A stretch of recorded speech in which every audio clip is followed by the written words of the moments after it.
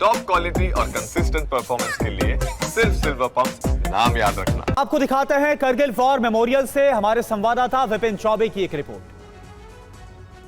शहीदों की चिताओं पे लगेंगे हर बरस मेले, वतन पे मिटने वालों का यही बाकी निशा होगा।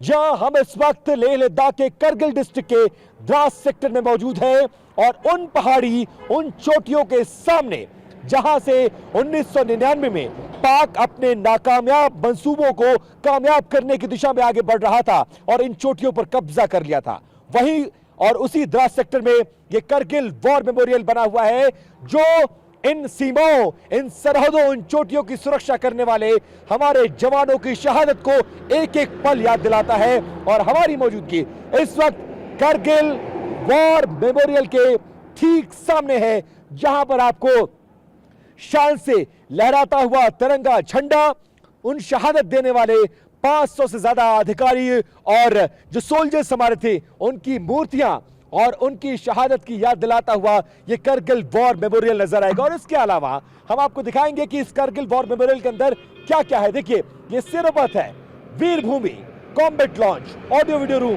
Zoji La war memorial. करगिल विजय दिवस जो 26 जुलाई को मनाया जाता है, उसी दिन हमने ये युद्ध जीती थी।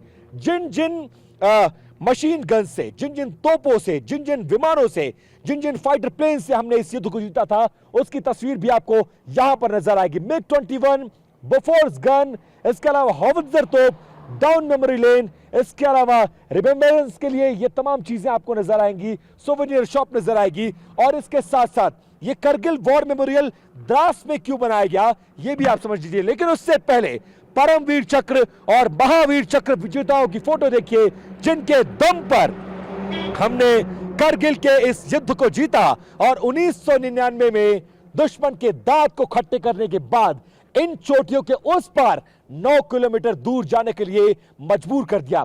इन चोटियों से इसको तोलोलिंग की पहाड़ी कहा जाती है और 1999 का युद्ध इसी चोटी पर आने के बाद शुरू हुआ था।